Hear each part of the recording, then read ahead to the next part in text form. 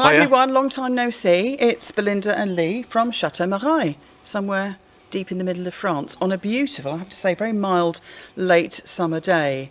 You haven't seen us for ages, and there's a very good reason for that. We have been absolutely run off our feet, haven't we? Which is really good news. Which is brilliant, and obviously with the prevailing COVID situation, we weren't quite sure what was going to happen this summer, as last summer, and actually we ended up being really very busy indeed, and we still haven't drawn breath.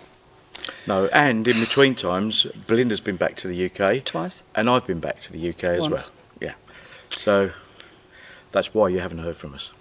So we're standing in front of the donjon door. Actually, we should hide it, really. Ta-da! Oh, I'm showing my bit. Oh, Misty's come down. Misty wants to be in the film. Just look at what there is in there. It's absolutely chock-a-block full of junk.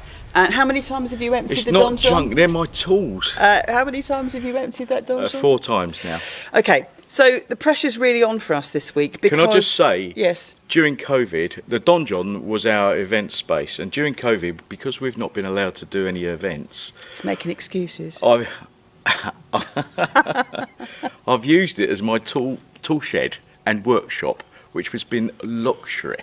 But no longer. But now I've been told I've got to clear out. I've been evicted from my own workshop. Because this Saturday we've been brave and bold enough to organise our first public event following the COVID pandemic, because now we are allowed to do so as long as we read everyone's health pass and make sure that everyone is fully vaccinated. So this Saturday we have got a musical evening here, a music soiree with a local live band and a delicious meal, and we're very slightly overbooked actually. We've got about 60 people coming. 60 people Scary, pre-booked. The band are called Triod and they're local. They're Triod because there's 3 of them, and they're playing music from a person called Nogaro, who is Claude Nogaro, who's the French equivalent to Frank Sinatra, believe it or not. And they're doing a repertoire from Charles Aznavour as their second set. The 60 people that have already booked have booked for a 3-course meal with wine, and we need to clear this out super quick and dress it up a bit, and I need to build a stage, and I've got literally 4 days left to do it. And I've got to do all the shopping and all the cooking. So, as I've said, the pressure's on. But what we're going to do next as part of this little film, so obviously we're going to show you what happens at the weekend. We're very excited about that. But we're going to go up into the garden.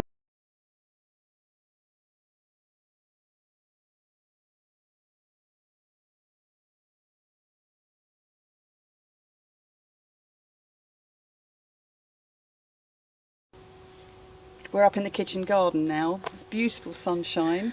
It's morning. We're off shopping in a minute. However, before we go shopping, because I'm going to be shopping for some fruit and vegetables, we thought we'd take a little look in the garden and see what we've got up here. The garden has been decimated. Everybody regionally has said how bad it's been. We've had blight on the tomatoes. We've had no tomatoes, basically due to a very rainy season. And you can see it's still very green here. Normally, how many tomato plants did we grow?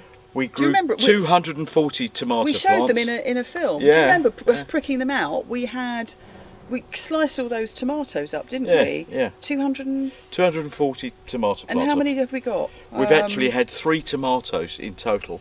There are still some on the vines ripening off now, but hardly any. Absolute rubbish. And we've had blight basically, same as everyone else. We've not had 1 pear, 1 apple. We've had no plums, damsons, mirabelles, nothing. No cherries this year, nothing at all. We've had a few blackberries.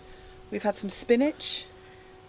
What else have we? Do you know what? I think it might be a good idea. Should we have a look round? To show you what's happened here, and I think it's the same for gardeners everywhere. This is pretty much the sum total of our tomato crop this year. There's a few stragglers on some of the other beds, but you can see how utterly pathetic this is. Very sad indeed. So no roasted tomato soup this year, no tomato chutney, maybe some green tomato chutney, we'll wait and see. And show the squash The squash patch. squashes? Yeah. Oh yes, the squash patch. Actually, this has been more successful, and we have picked a few. But here, this is the sort of example of what we've been growing. But actually, while we're doing this, do you remember we planted these seeds? These were a gift from Beryl, weren't they? Yeah. These seeds. Beryl Carrington, and, if you're watching this. We thought we'd try them out, and they were a mixture of Italian squash. I remember that now. And actually, we've had some really interesting squash from this patch. Some of which I still have to squashed, do something you could with. say. There's some fennel here, Lee. Yeah. Of all the fennel we've planted, we've had two. And we've probably got 2 left in there, so some total of 4. Over there. The courgettes. The courgettes haven't done bad. The gift that keeps on giving. I'm going to step over the non-existent tomatoes. And there's a couple of courgettes in there, Lee. Look, can you see? Well, growing into marrows. Marrows now. There's a couple of chilies over there. Oh, aubergines. Yeah, but look at them, they're pathetic. Oh, there's one, look. Oh, there's one. Surprise. Oh, there's 2. Surprise, surprise.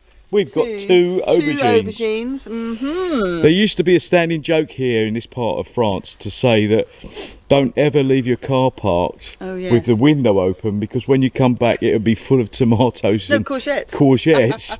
But this year that hasn't been true, because normally everyone grows so much, it's plentiful and they can't get rid of it. This year we've had nothing. So here's the pathetic straggly rhubarb patch. I don't know if any of you remember last year, I was picking great armfuls of this stuff and rushing off to the chateau kitchen and cooking up all sorts of delicious things with rhubarb. But hey, that hasn't really happened this year. And there's some beans here, Lee, though. Yeah. Look, and 1 or 2 tomatoes. The beans have done all right. And some weeds over on this patch there. The weeds have done incredibly well this year. Do you know what?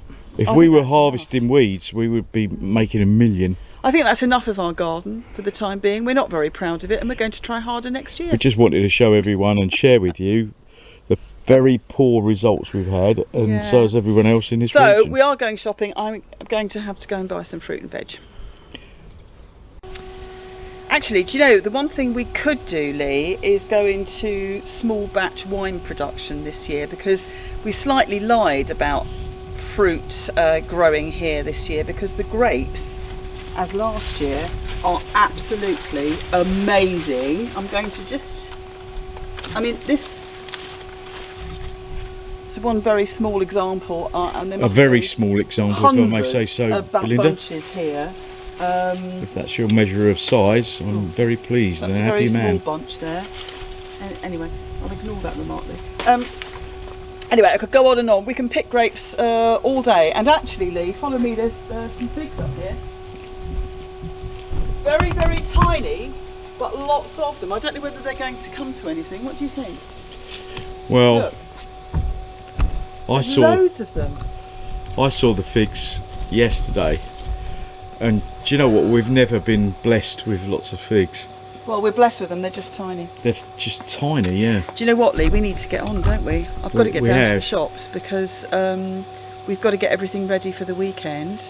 Well, why don't we say goodbye for now? Hold on a second. Actually, to be perfectly honest, much of the reason that the tomatoes have been so pathetic this year is that Lee didn't feed them in time. We were told to, and we didn't take any notice, did we, Lee? No, Dave told me. Yeah, so you've only got yourself to blame. It's my fault, yeah. So, anyone watching this, I know it has been blighted in the region, but we've been particularly bad because I didn't treat them when I was told I should have. Naughty you. So, goodbye from Chateau goodbye from Chateau. I've just eaten one of these. They're actually very nice. Thank you ever so much. We know it's been a long time, and we're very grateful for your continued support. And we promise we'll try harder. See you again soon. Bye. Bye.